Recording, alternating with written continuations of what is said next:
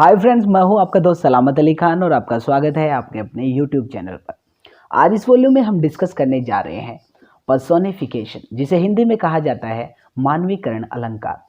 Personification के अंतर्गत क्या होता है, जितने भी इनएनिमेट ऑब्जेक्ट्स हैं, कहने का मतलब निर्जीव पदार्थ, और जितने भी एब्स्ट्रैक्ट नोशंस हैं, हमारे इमोशंस, हमारी भावनाएं जो है, उनको अगर एनिमेट, कहने का मतलब सजीव रूप में ट्रीट किया जाए। साधारण भाषा में हम कहें कि अगर निर्जीव वस्तुओं को या हमारे इमोशंस को ह्यूमनली क्वालिटी दे दी जाए, कहने का मतलब जो कार्य मनुष्य कर सकते हैं वही कार्य अगर इमोशन से या निर्जीव वस्तुओं से करवाए जाए, तो इस फिगर ऑफ स्पीच को पर्सोनिफिकेशन कहा जाता है। इसे बेसिकली समझने के लिए दो एग्जाम्पल देखिए। पहला एग्जाम्पल है the moon weld her face. चंद्रमा ने अपने चेहरे पर घूंघट निकाल लिया। मून जो है वो एक इनएनिमेट ऑब्जेक्ट और घूंघट निकालने का काम मनुष्य कर सकते हैं, कहने का मतलब ये काम एक महिला का है। तो इसका मतलब इनएनिमेट ऑब्जेक्ट मून जो है उसे एक एनिमेट रूप में ट्रीट किया गया है, तो यहाँ पर हो जाएगा पर्सोनिफिकेशन। उसी प्रकार से देखिए, death lays his icy hands on kings, कि मृत्यु जो है वो अपने क्रूर हाथ जो है वो राजाओं के ऊपर डालती है। डेथ एक इमोशंस है, कहने का मतलब ये सजीव नहीं है, और हाथ जो होते हैं वो सजीव प्राणियों के होते हैं। तो यहाँ पर मृत्यु को सजीव रूप में प्रस्तुत किया गया है, तो यहाँ पर भी पर्सोनिफिकेशन है। और जिस एब्स्ट्रैक्शन को या इनएनिमेट ऑब्जेक्ट को एनिमेट की तरह प्रस्तुत किया जाता है, उस वर्ड को पर्सोनिफाइड माना जाता है, कहने का मतलब मानवीकृत माना जाता है। तो इस सेंटेंस के अंतर्गत मून और डेथ जो है वो पर्सोनिफाई हुए हैं, इस चीज़ को ध्यान रखना। एग्जाम में ये भी पूछा जा सकता है कि इसमें फिगर ऑफ स्पीच कौन सा है, ये भी पूछा जा सकता है कि इसमें से कौन सा वर्ड जो है वो पर्सोनिफाई हुआ है, इस चीज़ को ध्यान रखिएगा। दूसरी इंपॉर्टेंट बात यह है कि जब भी एब्स्ट्रैक्ट नाउन को इस रूप में प्रस्तुत किया जाता है तो वो या तो मस्क्यूलिन बन जाती है या फेमिनिन बन जाती है, इसीलिए उसके लिए ही या सी का यूज किया जाता है, इस चीज़ को ध्यान रखना। जो एब्स्ट्रैक्शन जो है वो स्ट्रेंथ को, पावर को शो करती है, उन्हें मस्कुलिन जेंडर के अंतर्गत रखा जाएगा, और जो एब्स्ट्रैक्ट नाउन ग्रेस, ब्यूटी इनको शो करती है तो उन्हें फेमिनिन जेंडर के अंतर्गत रखा जाता है। जैसे मून जो है वो एक ग्रेस का सिंबल है तो इसे फेमिनिन माना जाता है, और डेथ जो है वो पावर का सिंबल है तो इसे मस्कुलिन माना जाता है। इसीलिए दोनों एग्जाम्पल में मून के लिए हर यूज किया गया है और डेथ के लिए हिज यूज किया गया है, इस चीज़ को ध्यान रखिएगा। दूसरा, एमिली डिकिंसन की एक पोएम है because I could not stop for death. इसमें भी डेथ को पर्सोनिफाई किया गया है। Because I could not stop for death, मैं मौत के लिए नहीं रुक सका, ही यहाँ पर यूज किया गया डेथ के लिए। काइंडली स्टॉप फॉर मी, वो खुद मेरे लिए रुकी। The carriage held but just ourselves and immortality, उसके पास एक गाड़ी थी जिसमें उसने मुझे और इमॉर्टलिटी दोनों को बैठा लिया। तो इसका मतलब डेथ को यहाँ पर पर्सोनिफाई किया गया है। पर्सोनिफिकेशन को तय करते वक्त आपको ध्यान रखना है कि या तो एब्स्ट्रैक्ट नाउन या इनएनिमेट ऑब्जेक्ट के बाद ऐसी वर्ब का यूज किया जाएगा जिनको परफॉर्म मनुष्य ही कर सकते हैं, निर्जीव चीजें या एब्स्ट्रैक्शन नहीं कर सकते। जैसे स्टॉप, रुकने का काम जो है वो सजीव प्राणी करते हैं, लेकिन डेथ का यहाँ रुकना बताया गया है। दूसरा, जब भी इनके लिए ही या सी का यूज किया जाएगा तब भी वहां पर पर्सोनिफिकेशन होगा, जैसे यहाँ पर ही यूज किया गया। उसी प्रकार से नेक्स्ट एग्जाम्पल विलियम ब्लैक की पोएम द सिक रोज से लिया गया है, जिसके अंतर्गत रोज को बीमार बताया गया है। बीमार जो है वो मनुष्य होता है। इसके अलावा उसके लिए बैड, सीक्रेट लव का यूज किया गया है, और इसके लिए हिज का यूज किया गया है। तो इससे ये स्पष्ट हो जाता है कि रोज जो कि एक इनएनिमेट ऑब्जेक्ट है उसे एनिमेट रूप में प्रस्तुत किया गया है। तो ये होता है पर्सोनिफिकेशन का बेसिक कॉन्सेप्ट। तो बेसिकली आपको ध्यान यही रखना है कि एब्स्ट्रैक्शन या इनएनिमेट ऑब्जेक्ट्स के साथ उन वर्ब्स का यूज किया जाता है जो कि लिविंग ऑब्जेक्ट्स के द्वारा ही परफॉर्म की जाती है। जैसे देखिए, sky lowered and muttering thunder, some sad drops wept at completing of the mortal scene.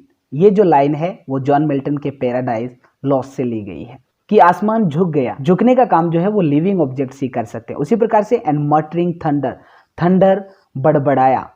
Some sad drops wept, और कुछ जो दुखी बूंदे थी वो इस कृत्य के ऊपर, इस पाप के ऊपर रोने लगी।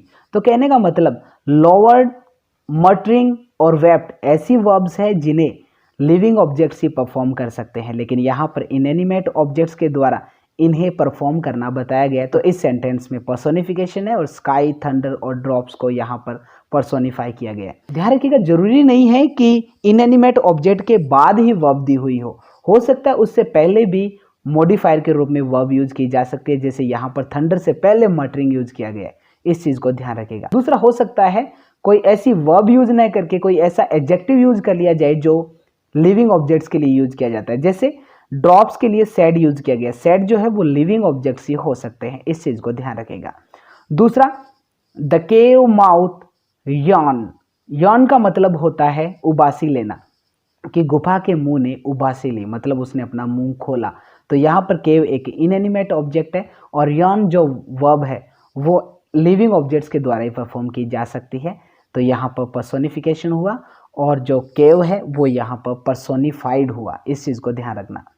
नेक्स्ट इंपॉर्टेंट बात यह है कि पर्सोनिफिकेशन है वो भी अपने आप में एक मेटाफर ही होता है, जिसके अंतर्गत जो एब्स्ट्रैक्शन है या इनएनिमेट ऑब्जेक्ट है उसे लिविंग ऑब्जेक्ट्स के साथ कंपेयर किया जाता है। जैसे देखिए, death is the mother of beauty, तो इसमें मेटाफर भी है, मृत्यु को खूबसूरती की माँ बताया गया है। दूसरी ध्यान रखने वाली बात जो ये है कि सेंटेंस में हो सकता है आपसे पूछ लिया जाए कि पर्सोनिफाइड वर्ड कौन सा हुआ है वो बताइए। ज़्यादातर विद्यार्थी कोई एब्स्ट्रैक्ट नाउन देखते ही उसी को चुनते हैं, तो जरूरी नहीं हर बार वही वर्ड पर्सोनिफाइड किया जाए। हो सकता है उसके बाद कोई दूसरा वर्ड हो वो भी पर्सोनिफाइड हो सकता है, जैसा इस सेंटेंस के अंतर्गत हुआ है, in section strength that abbey frown. लेकिन देखना ये होता है कि जो वर्ब है वो किसके लिए यूज की गई है। यहाँ पे फ्राउन जो वर्ब है स्ट्रेंथ और एबी में से एबी के लिए यूज की गई है, त्योरी चढ़ाना। अगर ये स्ट्रेंथ के बाद यूज की जाती तो हम समझ जाते कि स्ट्रेंथ को यहाँ पर पर्सोनिफाई किया गया है। एबी होता है एक ओल्ड क्रिश्चियन बिल्डिंग, त्योरी चढ़ाना जो काम है वो एक लिविंग ऑब्जेक्ट का होता है। तो यहाँ पर एबी जो वर्ड है इसे पर्सोनिफाई किया गया है। तो पर्सोनिफिकेशन में जितनी भी एब्स्ट्रैक्ट नाउन होती है उनको तो पर्सोनिफाई किया ही जाता है। जैसे देखिए, pride goeth forth on horseback grand and gay but cometh back on foot and begs it way, कि जो गर्व जो था वो जाते वक्त तो घोड़े की पीठ पर सवार होकर गया लेकिन आते वक्त पैदल ही लौटा और अपना रास्ता पूछ रहा था। तो इस प्रकार से प्राइड जो है इसको यहाँ पर पर्सोनिफाई किया गया, ये एक एब्स्ट्रैक्ट नाउन है।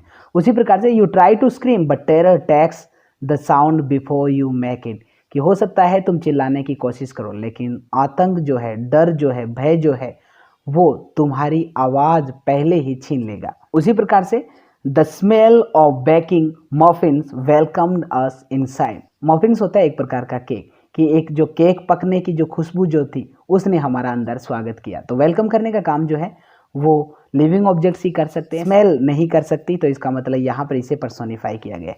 ज़्यादातर यही होता है कि अगर कोई भी एब्स्ट्रैक्ट नाउन पर्सोनिफाई हुई है तो सेंटेंस में कहीं भी लिखी जाए तो उसे कैपिटल लेटर में ही लिखा जाता है, लेकिन जरूरी नहीं है हर बार ये पॉसिबल हो, तो इस चीज़ को भी आप ध्यान रखिएगा।